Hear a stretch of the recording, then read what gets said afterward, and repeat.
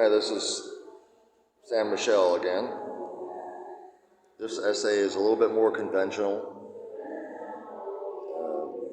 It's entitled The Victory of Convention. Part 1. It's like notes to myself. I endorsed GR, SR, and Lambda CDM. Item 2. In my notes to myself. In the process of above, tentatively rejected TCT in favor of above. Item 3. Lingering remnants of TCT predict no anti-beryllium 7, just lithium, anti-lithium 7. Short-lived free antineutrons and approximately 17C initial expansion rate of the universe. So if any of these predictions become true, we need to re-examine TCT. That was my notes to myself to get started. Part 2. This is a letter to two gentlemen who wrote an article. We'll see it below. Dear M and Alexander, after reviewing your article about the subject, the halo model, etc., I have basically one question. Which halo function best agrees with the stellar aging pattern observed in regular galaxies?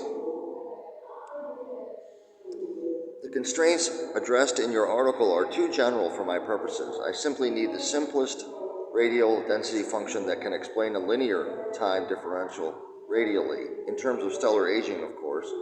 At this temporal juncture, I'm more interested in explaining radial linear stellar aging patterns rather than galactic evolution. This is a conservative approach, just as a starting point. Your prompt and respectful reply will be incalculably appreciated.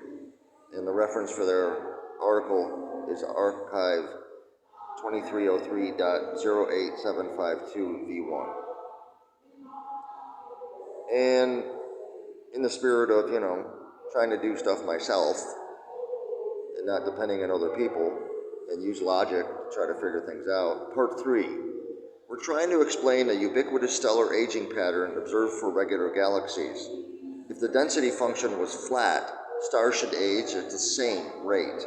So perhaps the simplest model to exclusively explain stellar aging patterns is a linear downslope, opposite of radial aging.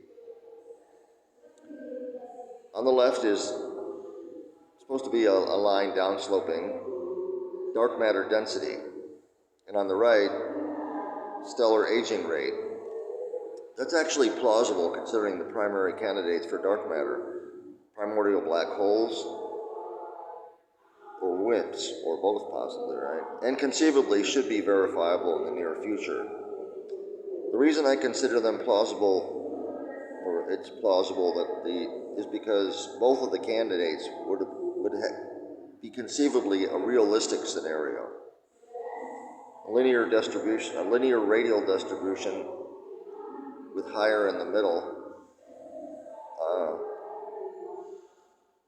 of primordial black holes, it's conceivable that, sort of somewhat uniformly distributed, but at the same time, radial linearly downsloping, like on the left. Also, WIMPs would also be a decent candidate. They've been investigating this for a while, so either one or both are potential, right? All right, anyways, this is Salvatore. This is Sam Michel signing off. Godspeed and God bless.